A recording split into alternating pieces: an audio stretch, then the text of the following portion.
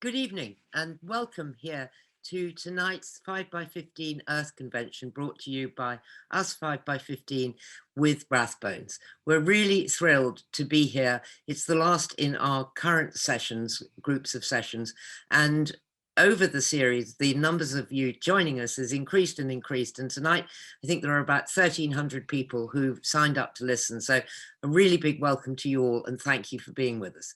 As ever, I'd like to say a big thank you to Rathbones for being fantastic partners. They have published planet papers to coincide with all the events we've done in this series, and they'll be available now, and you can find the details in the chat function. We've covered a huge range of subjects for those of you who've traveled with us so far.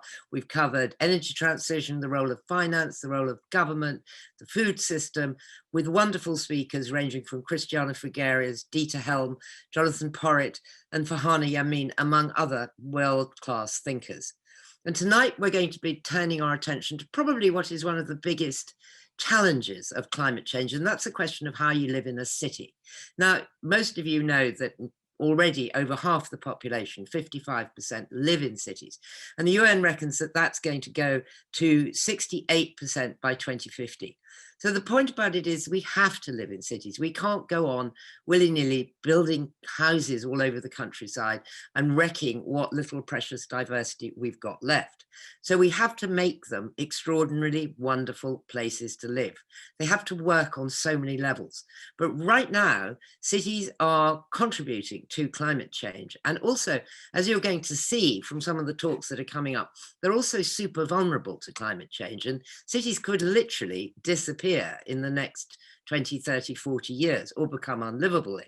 So cities are also centers of creation, of efficiency potentially, and of extraordinary creativity of artists and thinkers.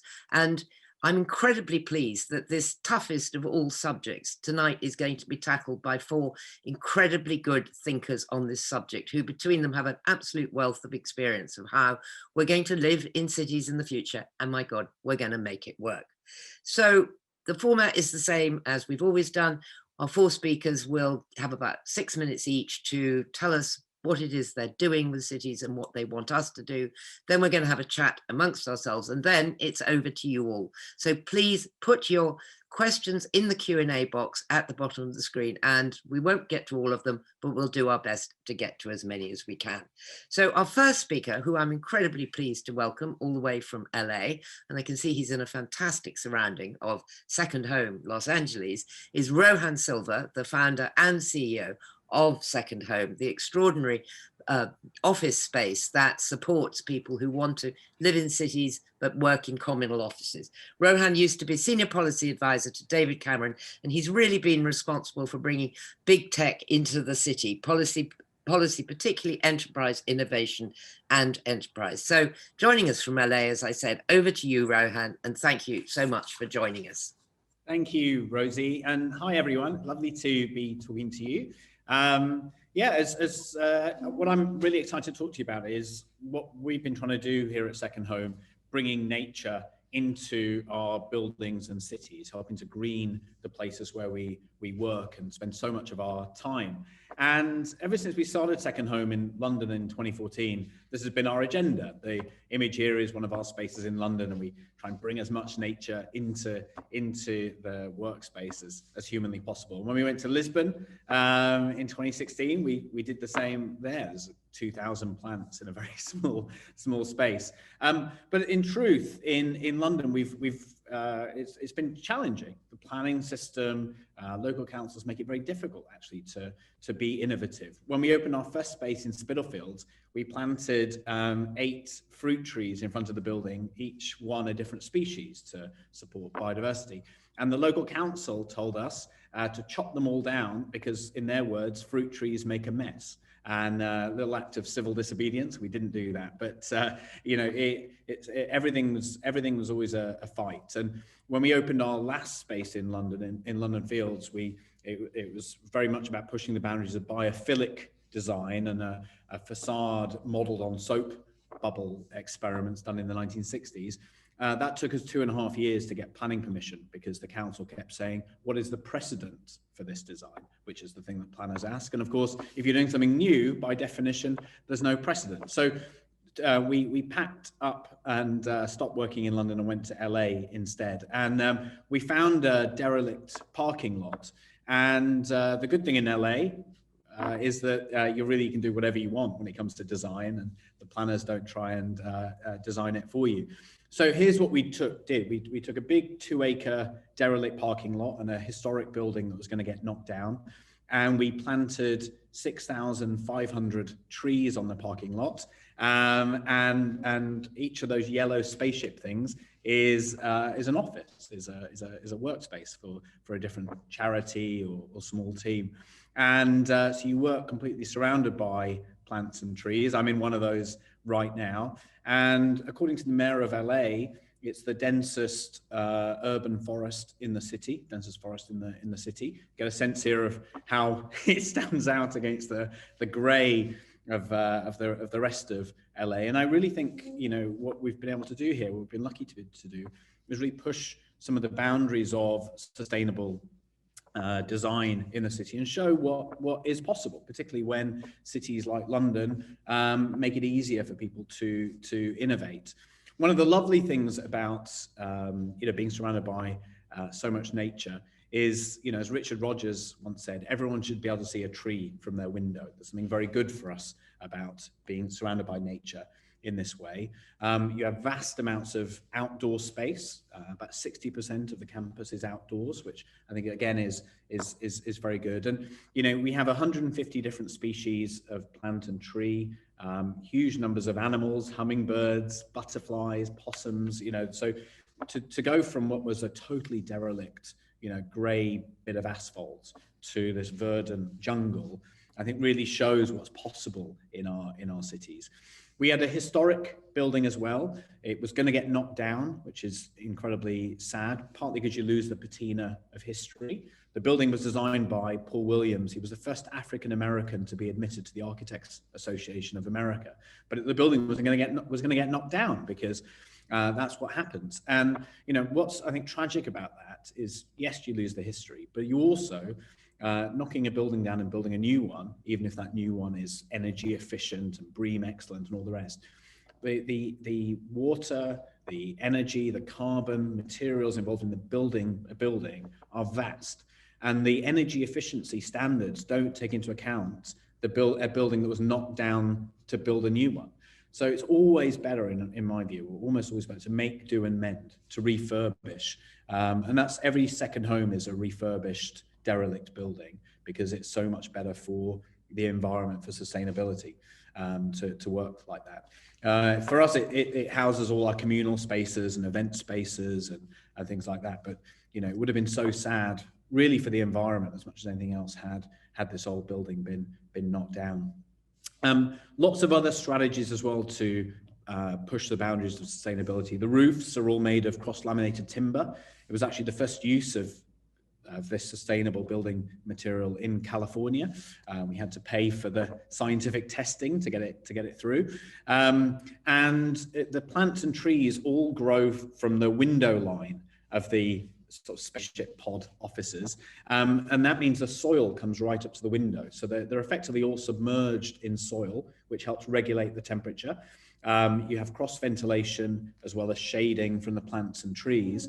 And so all of that means that you reduce the energy need for air conditioning.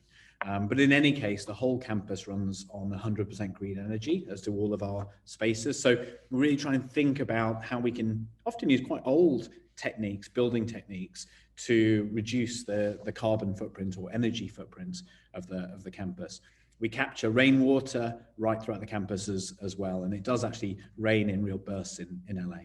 The last thing I'd just say is, obviously, sustainability is the heart of what we do, and we care a huge amount about it. And I think another reason to care about this kind of agenda is to do with this word biophilia, this innate connection all of us have to nature. And, you know, being surrounded by plants and trees and biophilic forms and natural light and color, it's a world away from the kind of sterile cubicles of a typical office. But, you know, there's a reason that typical offices aren't very good for you. And people crave a trip to the country at the weekend. Bringing nature into our buildings or bringing our buildings out into nature, as we've done in LA, yes, it's great for the environment and great for sustainability, but it's also really good for us too. Good for our creativity, good for our productivity, and hopefully something we'll get to see much more of in the years ahead. That's me. Rohan, thank you so much. That was fantastic. I think we all are feeling that we'd just like to go and work in your office right now. And I like that idea. Everyone should be able to see a tree. Now, there's many things to come back to on what you said, Rohan, and not the least about planning. And I remember that thing about fruit trees. We were always told that they were health and safety hazards because you might get hit on the head by an apple. Anyway, our next speaker is Chris Boardman, who's joining us from Manchester, where he's an advisor to the mayor and responsible for establishing the largest capital programme for active travel outside London. As all of you know, Chris is an Olympic gold medalist cyclist, an entrepreneur and a travel advocate, and he represented Great Britain at the Commonwealth and Olympic Games, and he has won lots of records and lots of titles, and we're absolutely thrilled that he's joining us, even though we're all a bit envious of his cup of tea. Chris, thank you very much for being with us. We're going to start your presentation by showing a short film. It lasts for 1.5 minutes, and then Chris will pick up and talk. Over to the film first. Thank you. What would be your perfect neighbourhood? Somewhere you want to grow up, get on, and get old. Would it be quiet? I imagine it would feel safe and loved. Kids walking to school in the mornings and playing out in the evenings.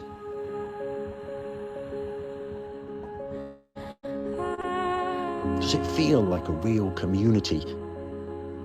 Would your ideal street perhaps connect to the next neighbourhood and the next, so you could ride, scoot, walk or wheel in comfort to get to work, the shops or school?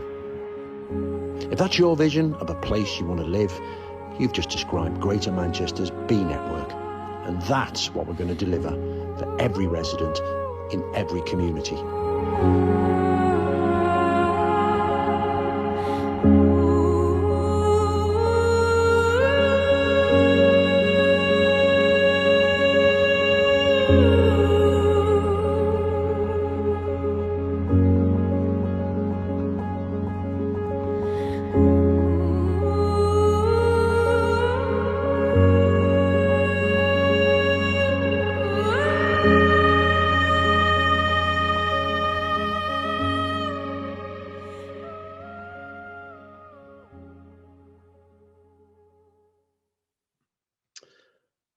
Thank you very much. I take it I'm picking up from there. Right, it's all downhill from here.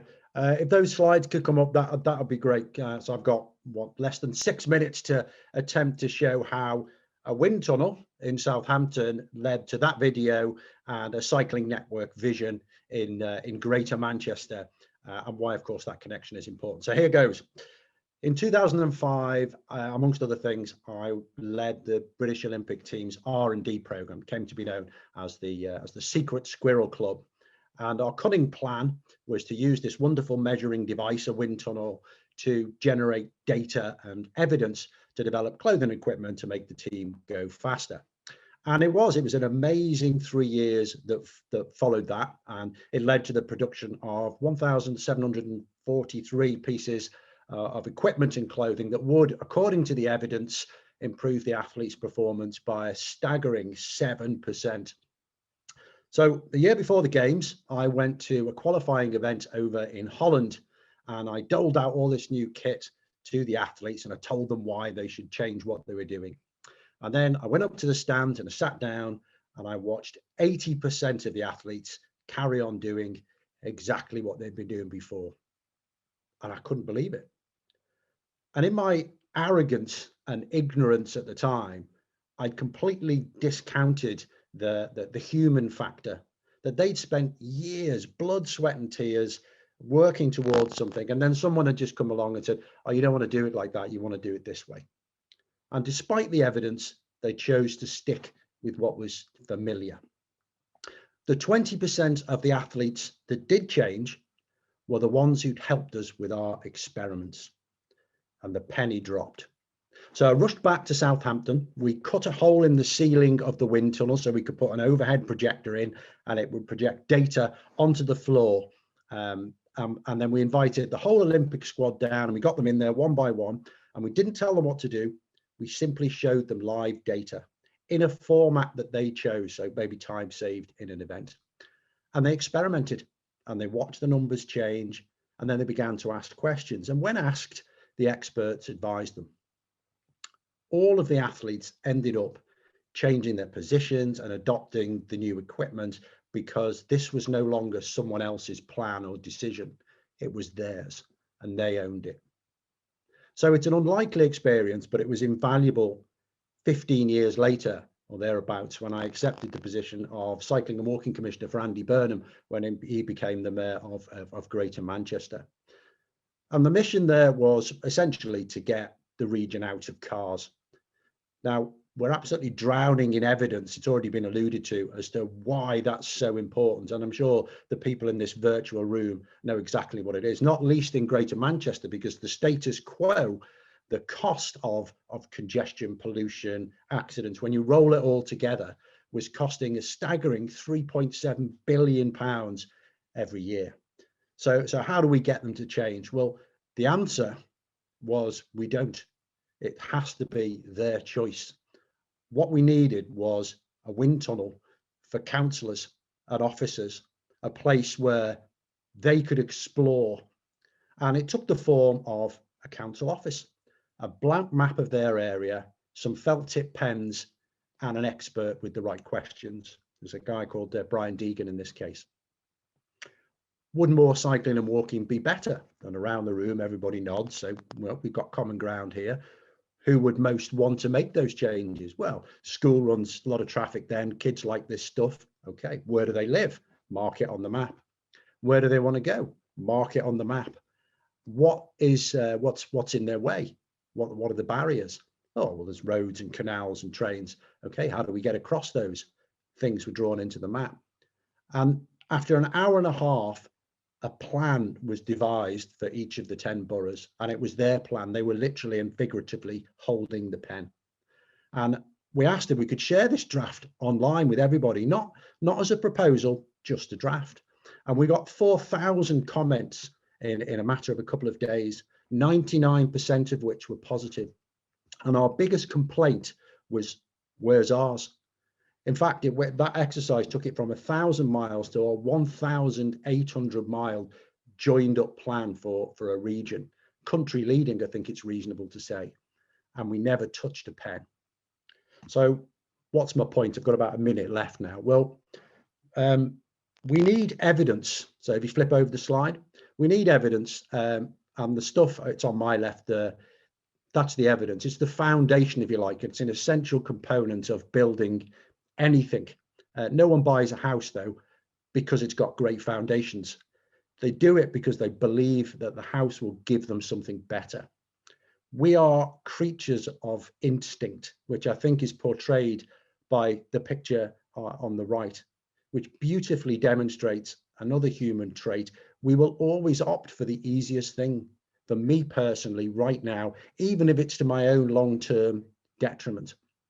So it's instinct and emotions that we must appeal if we want change, because what's in it for me is how we're built, and the car industry has known this for decades. The pandemic has given the world, if you like, a try before you buy experience like no other. We turned off global traffic, and for fitness, for stress relief, for boredom, bored kids, transport, a myriad of different reasons, we rode bikes. And that's the opportunity that this terrible year has given us. We've had a shared experience of using our streets differently, and we liked it. Chris, thank you so much. I loved the film, and I loved all the things you said. I like the idea that we've all got to find our own wind tunnel. And I so agree with you that you have to make something seem like someone else's idea in order to make it work. Thank you and good luck. And I know you've just had a whacking great grant for your bicycling, and well done on that too. So our next speaker is from Rathbones. This is Kate Elliott, and she's head of sustainable and impact research for Rathbone Greenbank Investment, which is the dedicated impact team of our partners, Rathbones, who are one of the UK's leading investment managers who really do invest for tomorrow, not just for today. The city, as we're going to hear, is itself a great contributor to climate change and to waste and to resource use. But what can we do to change it? Kate, over to you, and thank you very much for being with us. Thank you. Lovely to be here. I don't have any lovely, exciting slides to show, so you will just have to look at my face as I'm chatting away to you. But really, what I wanted to talk about was how cities provide a kind of microcosm of all the challenges and the opportunities that the world faces from a social or environmental point of view. And that can be inequality or resource efficiency or climate change. And I could probably talk for the rest of the evening on all of these, how they interrelate, how we really just need to tackle all of them together if we're to get the meaningful change that we need over the long term. But I've only got a few minutes. So what I wanted to focus on was some of the environmental and the social challenges that cities present and the role in which investors can play in helping to tackle them. So if we think first about what the scale of this problem is, so globally, over half the world's population, that's around 3.9 billion people, live in cities. And we know, we've heard already, that if cities, if they're poorly planned, if they're poorly managed, they can be these massive, massive drains on natural capital. They require huge amounts of resources to house, to feed, to transport and entertain their residents. Cities are responsible for around 70% of the world's energy-related greenhouse gas emissions. They generate around 50% of the world's waste. But they do also provide that huge opportunity for change and for leadership on sustainability issues. Not least because where you've got those denser populations, if you invest and you spend money in terms of kind of those sustainability innovations, you get really more bang for your buck than the real world social or environmental benefits and the outcomes from those interventions.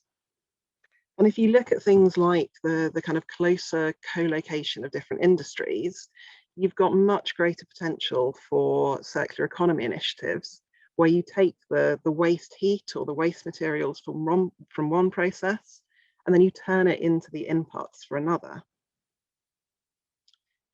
Now, the potential investment opportunities for cities are huge. So estimates vary, but up to around $5 trillion in annual infrastructure investment could be needed to support the growing urban populations around the world. That's a huge amount of money that needs to flow into this space. And some of it will come from public spending, but it's clear that that can't kind of fill this gap on its own. So we really need private capital, we need investors key to kind of meeting that funding gap. So there are really two ways that you can generate impact through your investments. So firstly, there's the impact of your investments, but there's also to think about the impact of you or your investment manager as an investor. So on that first point, it's really about knowing where your money is invested, understanding if and how it's helping us shift towards a more sustainable world. And looking at sustainable cities, you can look for examples such as lower carbon, more sustainable transport solutions, perhaps blending things like kind of AI-powered traffic management systems with mass transit, with electric vehicles, with redesigning cities to make kind of alternatives to private car use more kind of appealing. Or you could look at smart building management systems that kind of know who's in the building, they know the atmospheric conditions outside, and they can just automatically tailor things like lighting and heating and cooling to meet the needs of the people. So those types of innovations, they're incredibly important, but we're not going to get the change that we need and the change that we need at scale just by focusing on new interventions, new innovations. And And that's particularly true with the older, more established cities that we see in developed countries, where you need to kind of unpick all the bad design before you can start thinking about good design. So we really also need to look at how we can encourage change from within the existing urban environment and the existing infrastructure. So for example, how can we retrofit existing buildings to make them more energy efficient? How can we get companies to think in a more circular way about how they use and dispose of resources? And this comes back to that second point about how investors can create impact and the impact of the investor.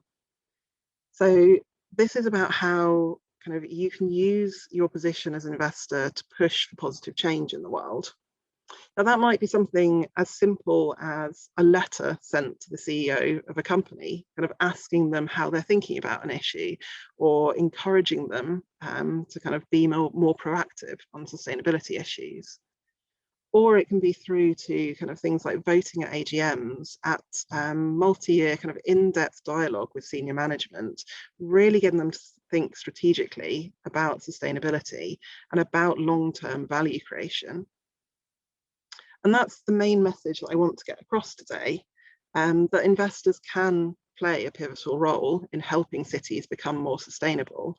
They can help to direct capital to support innovation and sustainable opportunities, and they can use their influence to shift corporate behaviour to more responsible practices. But if technology allowing, I just want to end with a reminder about why this is all so important. So hopefully you can see there, this is an image that shows London, shows the Houses of Parliament.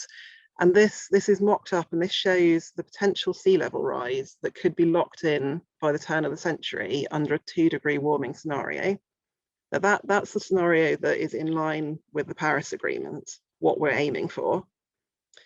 And this is what would happen under a 4-degree scenario.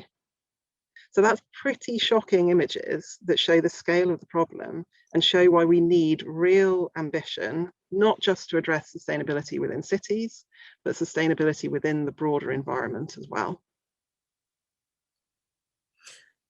Kate, thank you very much. Those are extremely chilling images. I won't forget them. And yeah, we'll all be underwater. Thank you very much for putting the investment case together for us.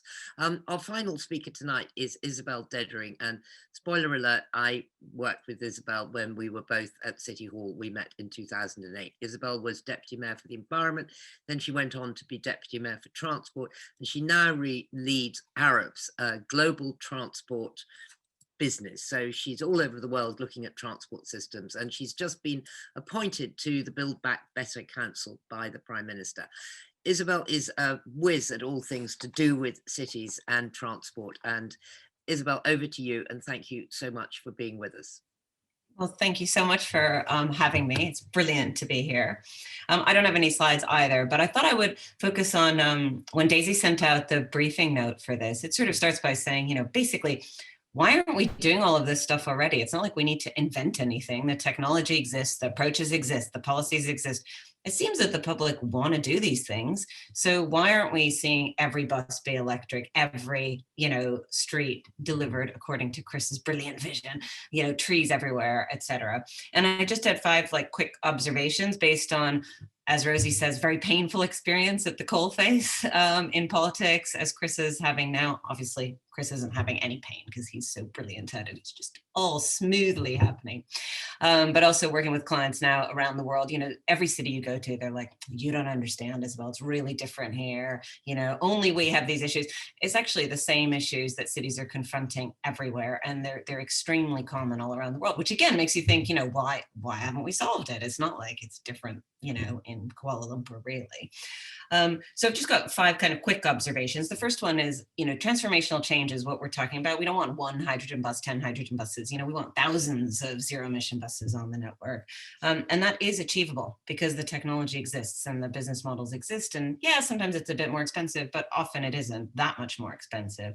But to achieve transformational change, you need real focus, tenacity, being willing to really deal with a lot of crap, frankly, and over a sustained period of time across a number of different players, often in a sort of secret, coalition behind the scenes across public sector, private sector, the public, journalists, and really having that kind of alliance behind the scenes, an alliance for change. So having great ideas, which is very common in this space, is about 1% of the effort. There needs to be the 99%, which is seeing the whole thing through. And that's where it all sort of tends to fall apart.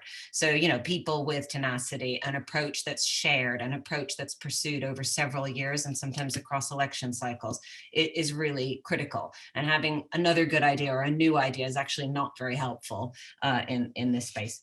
Second point, which a couple of people have touched on, is kind of, I've just written here in my notes, know your audience. A lot of people, I would say the majority of people involved in city policy making on a number of sides of the fence, whether that's charities, city government, et cetera, tend to be, very progressive, idealistic. They're morally motivated. They want to do what the right thing is to do.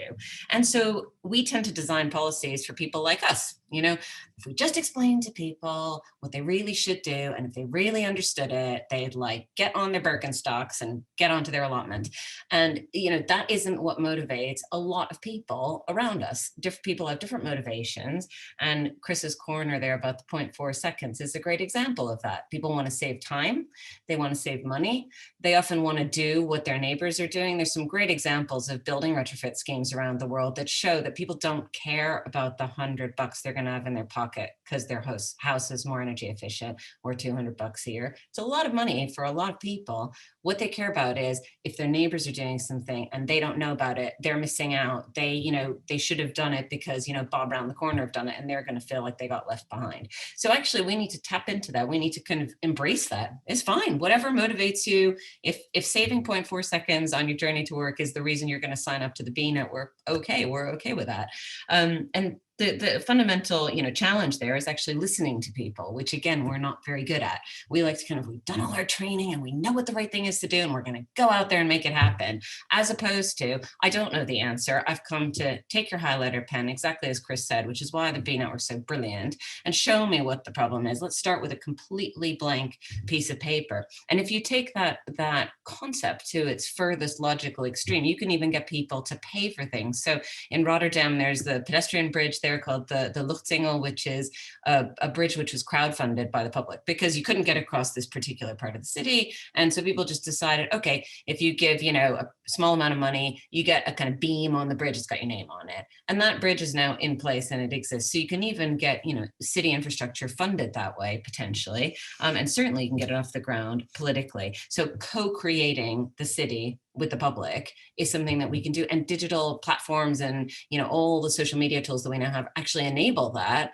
Many people in city government are quite, it's a bit scary thinking about that, and opening yourself up to that idea that maybe somebody who lives on a street might know more than you is quite challenging for a lot of people. So that's a kind of mindset change that I think is needed. Thirdly, there is a real focus, unfortunately, on new technology, flying cars. The number of sessions that you have at urban transport conferences on flying cars, which, are always coming next year. And meanwhile, why aren't we talking about how we actually drive, hundreds of kilometers of cycling infrastructure? How do we get thousands of buses to be converted to electric, not dozens of buses? So there's a bit of an obsession with the new technology and the thing that's next, rather than rolling out the thing that's right in front of us. And that's quite counterintuitive. It's almost like it's boring. That's already happened. Well, it hasn't happened. It's not being rolled out at scale out on the network. So we do need to focus on the boring stuff and grinding out the boring stuff. Unfortunately, again, as a kind of industry, we kind of tend not to focus on that. And that's partly because it can be really difficult.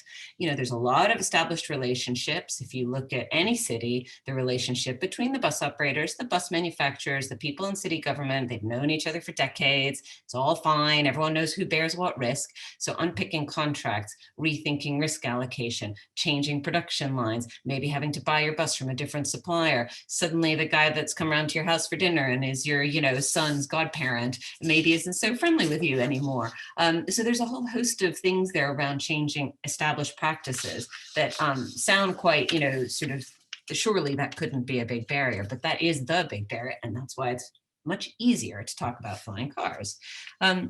Fourth thing was just quickly around equity. This is a huge issue that's come up. I mean, we've all seen come up the agenda massively over the last couple of years all around the world. In Los Angeles, for example, 75% of people voted to add 0.25% on the sales tax to invest in public transport. So that's how bad everyone thinks LA is on transport. People choose to pay more in tax because they want to invest in the public transport network. So over 30 years, that creates a huge bucket of money that can be invested in transit, walking, cycling, etc.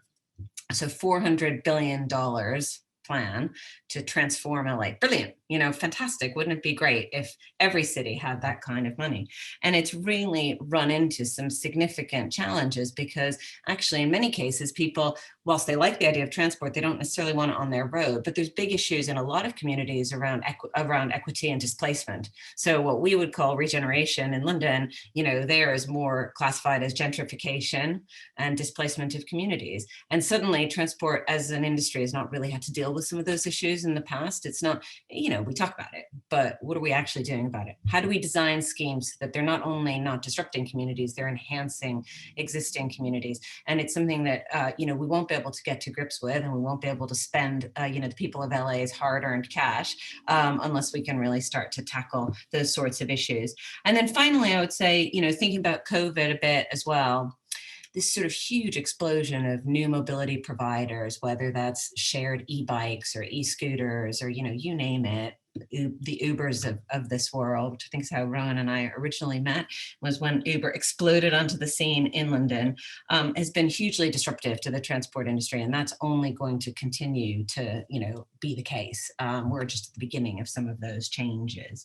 But what it's forcing is the city to really think differently about its role in shaping the city government, not being kind of, I'm doing this bit, I'm running the buses and the trains, and whatever's happening out there with the cab industry is not really my problem.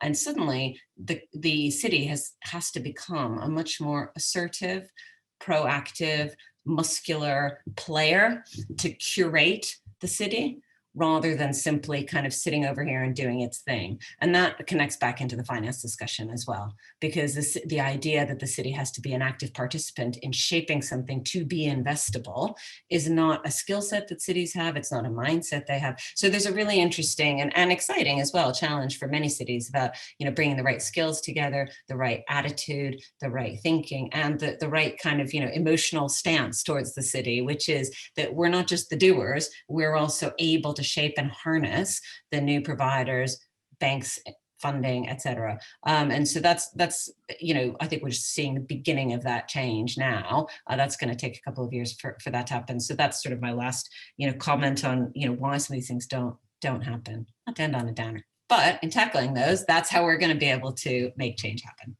Isabel, thank you. That was fantastic. That was such a great overview of all the different things. I like the idea of the city operating as one big intelligence to sort out its own problems. So we've got loads of questions coming in, but I'm just going to whip around all of you with things that I particularly want to know. Rohan, starting with you, you made the point that Los Angeles was great because you didn't have to worry about planning laws. So I don't know, are you talking that we need to retrofit, or that we need to change the planning, or that we need to do a mix of both? Well, look, there's a fundamental challenge. In LA, there are really strict rules, but they're not about what a building looks like, unless it's a historic building or whatever. And, it's not really the best job of bureaucrats to decide what something should look like, unless you're in a conservation area or it's a listed building. Where they're really strict in LA, and they're right to be, because there needs to be regulation, where they're really strict is about whether buildings are safe. And they're much stricter than in London, where in London, you pay for a private consultant to come and check your building out. It's a very dodgy system, actually. Whereas in LA, it's the city who come and check for fire, seismic, all the rest of it. So it's actually in one way, a much more rigorous system than London on the stuff that I think the city should care about. But on the side, which is about design and innovation when it comes to form, They don't care, because, unless you're in a conservation area or dealing with a historic building. So I think it's a much, much better system. There's also, I'm a real pub bore on this stuff, but, it's also much clearer in a city like LA what height you're allowed to build. So rather than in London, where every planning decision is a slight quasi sort of corrupt process of hiring lobbyists, consultants who are former planning advisors for that council, and so on, to try and get an extra 2 stories or 3 stories of massing. In LA, it's very clear. You're allowed to build, you know exactly what you're allowed to build. And if you want to go beyond that, that is a really difficult process. So people build within the areas permitted. So people get on with stuff much faster. So yeah, look, I think there's a lot that can be taken from other cities. I think the quality of new buildings in London is generally awful. If you think of the wall of money that's come into London over the last 40 years and how many truly great buildings have been built, 2, maybe Lloyd's of London, maybe the Gherkin, but both in places actually in the City of London where there was a very liberal approach to oversight of design, because the City of London was competing with Canary Wharf. So they were like, okay, let's be more liberal when it comes to letting architects kind of get on with things. And so it's no coincidence. It's the one place in the city where you've actually seen some really, really great design, but very little of it across the city. It's, London, the quality of the new building in London, I think, is worse than, way worse than Amsterdam, way worse than, any other major city. Way worse than, Sydney, Melbourne, any other city I can think of.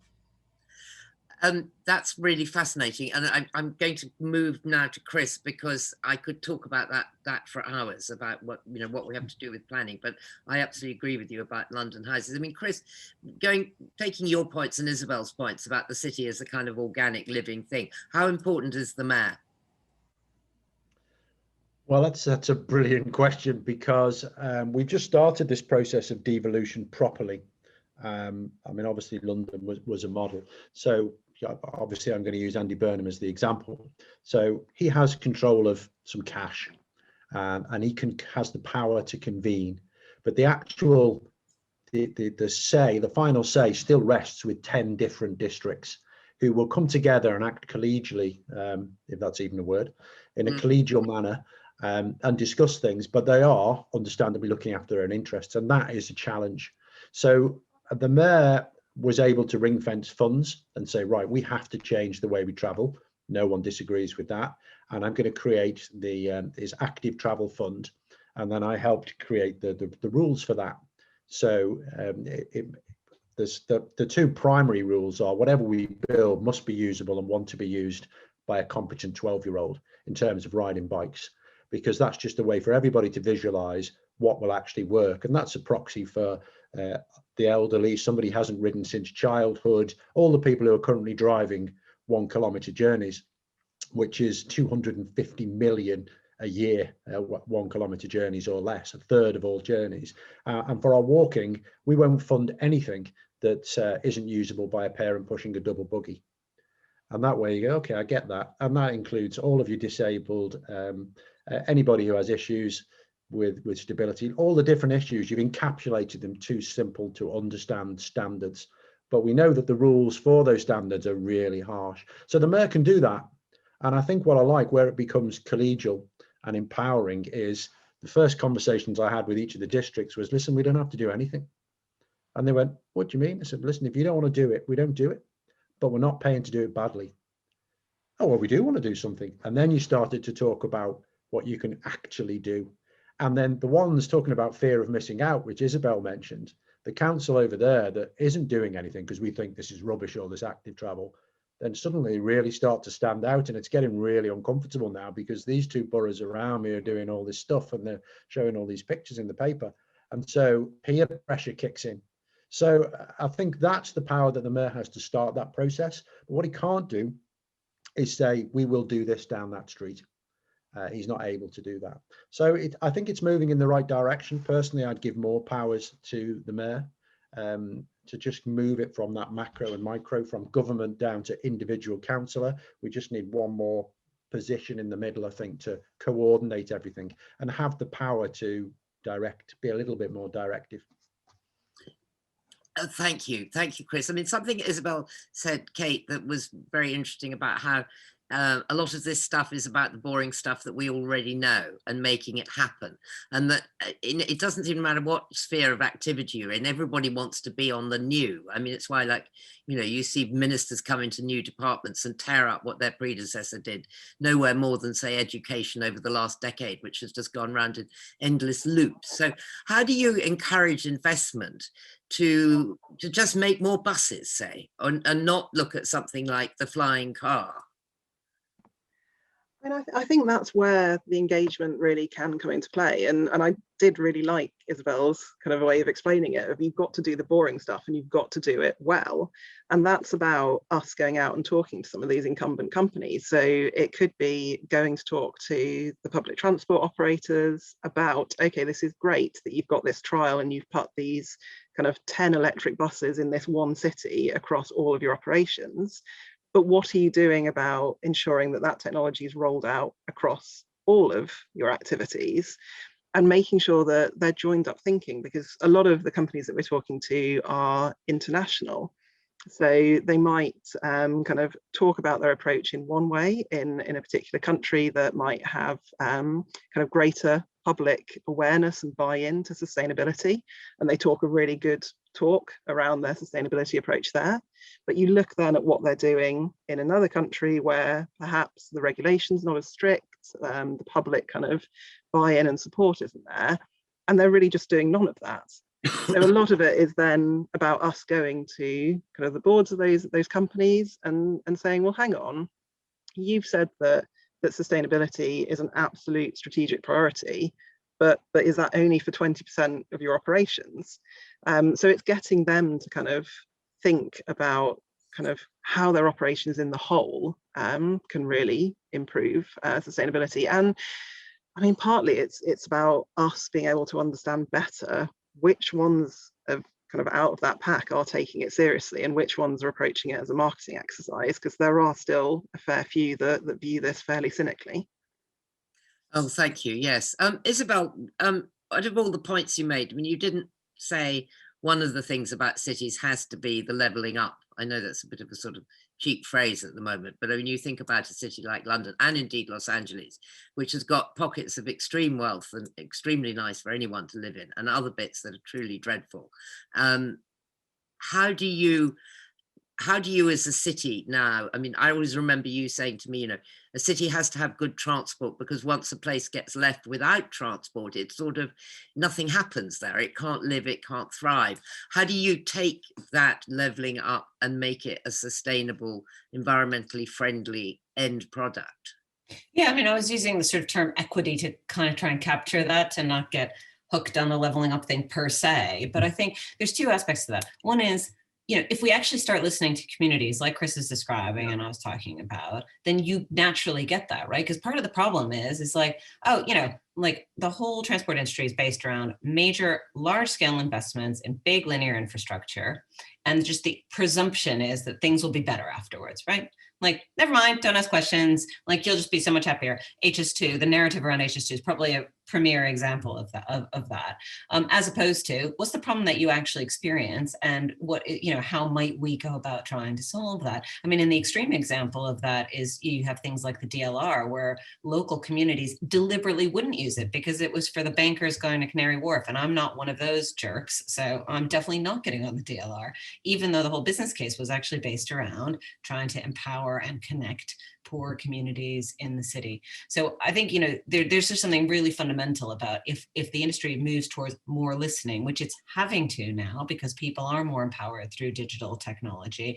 People are more empowered through things like the leveling up agenda. Even the Trump and Brexit phenomenon has caused people to think, hang on a second, maybe we actually do need to, you know, care what some of these communities are thinking and saying, which is all to the good as far as I'm concerned. What I would say is certainly in transport, and actually in the general cities community, this is not an issue that's been well understood. It's seen, it's kind of, kind of scary to go and look at it. How do you quantify it, right? We want to quantify everything, and that's a really difficult thing to quantify. So there haven't been good interventions as a result, because we don't really know what good looks like. And again, there's, we're doing a lot more work in the space for clients now. Like you look at a city like Bristol, they're doing brilliant stuff around sort of really trying to understand at a deep level what it means to deliver a better outcome for communities.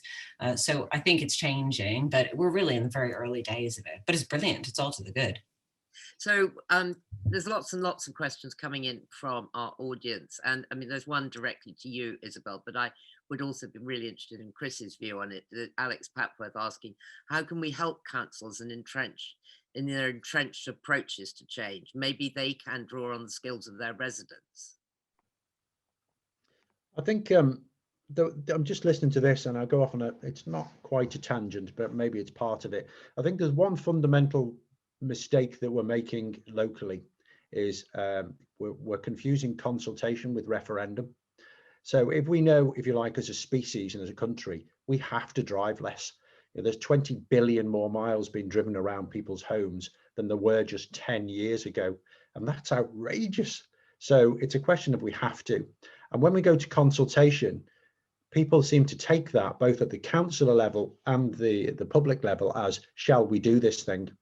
So you've lost control of the question. So the question is, we have to reduce traffic. I mean, somebody's mentioned quite a tough question on low traffic neighbourhoods, very contentious at the moment, really shouldn't be, but they are. That we start with, it was taken as a referendum and then you get for and against. But if the question is asked to that community, listen, we have to reduce car use. As a species, we are threatened. You saw the picture of the Houses of Parliament earlier. So how should we do that? I've got a suite of options for you. You choose, you help, but we have to do it. And then you're all working on the same problem. And getting control of that, again, I think is really important. And probably another little bit, I think, to keep it politically interesting, not to keep doing something new. Make boring big, and then it's not boring anymore. So if you talk about one crossing to get across a road, it's not newsworthy. No councillor wants to stand up or even fight for it. But if you're talking 20,000 crossings for a whole region, suddenly it's interesting again. So I think they're the 2 points really, to keep people pointing in the right direction and to keep it politically important. That's interesting. I mean, would you, and Rohan, I mean, would you start to legislate about cars? I mean, you live in a city where you can't go anywhere almost without a car. Yeah, look, I think, certainly in British cities, I think that we're moving that direction, for sure. But I think something that is, to me, really important about the sustainability agenda, and I agree with everything Chris is, so brilliant what Chris is doing, what Isabel did with the Mayor's office. But, I think it's really worth thinking, particularly London, the city in the UK, I know best. It has become much less attractive, I think, over the last sort of 10 years as a livable city. And that's partly about, terrible, soulless corporate developments, the loss of nature, actually losing trees in London rather than adding trees. But also to do with things like, music venues closing down, the fabric of our cities, particularly the things that we want to walk to in our neighborhoods, so much that being lost. I think, it also speaks, I think, to the competitiveness of London. So many young people who would previously have moved to London or stay in London are moving to cities like Lisbon and across Europe. So, the interaction between this agenda, the sustainability agenda, and the livability of our cities, and therefore the attractiveness and the competitiveness of our cities is so important. Everything Chris is doing is going to make Manchester an even more attractive place to live, and that's great. But it is a real competition between cities across Europe and beyond. And we do see that with Second Home. You see young people choosing to be in Lisbon and other places rather than London. I think London is really, really losing this competitiveness, attractiveness battle right now. It's very sad. I was just going to say, Rosie, can I come in on the car point, legislating on cars question quickly? I think, there's all these sort of things that they kind of come up all the time over 20 years that I've been in urban transport. Road pricing is one of them, right? So more rigorous strictures and Yeah, I think that one of the tools that we're missing in the toolbox is thinking about, urban policymaking from more of a retail perspective. Some of the stuff we've been talking about there about like, what do people actually want, right? So we're afraid of talking about doing something bigger and worse on cars because it's a bad thing. Well, if you only had to pay for your parking and your Dartford crossing and your low emission zone and your conditioner and whatever in one place, you could earn points. You can, actually get credits on your phone if you walk or cycle. There's lots of things that you can do to make this an appealing thing that people actually want. We pay more for getting things through Amazon than we would from walking down to the shop, not less, but we want it. We give up our privacy to Google because we think it's useful for Google to tell us where to go when we use Google Maps. So how do we make there's an added value that the city's offering to the resident? Then we don't have to be afraid of some of these topics anymore. And that thinking doesn't really come into a lot of urban policy making. It doesn't have that kind of consumer perspective that if you were selling people shampoo, you'd be thinking about it quite differently. Well, I think it doesn't come into any policy making, hardly, that sense of trying to hit the button. But Kate, I mean, how can you drive money in the right direction? I mean, Isabel's point that in the end we pay more for the Amazon product than if we'd walked however far to actually buy it. Can you drive money there? Yeah, I mean, you're going to have within the investment community, you're going to have the people who are willing to do this because they see it and they see the vision and they see it as being aligned to their values. But you're going to get those kind of big financial behemoths that are not going to shift unless the regulatory environment is such that kind of the green option is the cheapest option or the one with the highest returns. So that's where we need, and you need the stability as well, because a lot of this is going to be long-term investment. So you don't want to be kind of buying into something that's built on a policy framework that could change in 5 years and completely undermine the kind of returns that you've projected out for that project. So you need that kind of consistency of approach. You need it to be something that is kind of joined up, because the scale of the financial flows that we need, it's not going to be looking at kind of some of these smaller individual projects. It needs to be kind of wholesale shift in that. So you need it to be kind of, yes, individual cities doing things, and you could look at things like municipal bonds and municipal green bonds that could direct money kind of specifically into some of these projects. But you need kind of national frameworks and international frameworks as well that really make investors price in some of the environmental costs that at the moment are just borne by society, and recognise the value of acting in this sustainable way. Yes, well, that is absolutely true. Now, I'm afraid that we're getting towards the end of the time, but we've had quite a lot of people, Rohan, Sue, Jenny, Marion, and several others asking, why did you not green your roofs? I assume it's because you wanted to look like a lily pad pond, but as in green, as in what, put plants on the roof as roofs as well, or? Yeah, I think that's, why did you not green the roofs? Sorry about it.